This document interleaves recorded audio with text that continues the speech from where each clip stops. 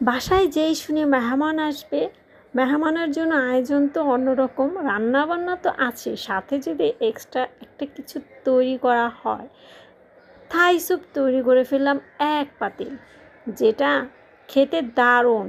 ফ্যামিলির সদস্য থেকে শুরু করে মেহমানও খুব খুশি হয়ে যাবে। তাই তৈরি করে ফেললাম এক পাতিল থাই স্যুপ। এক পাতিল থাই স্যুপ আপনি রেস্টুরেন্টে কত টাকা ধারণা করেছেন?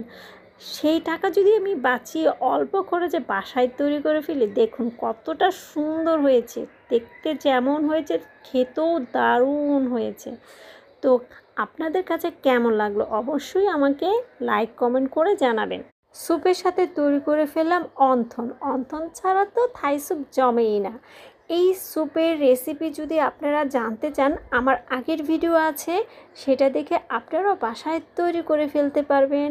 ভালো থাকবেন আর আমার ভিডিওর পাশে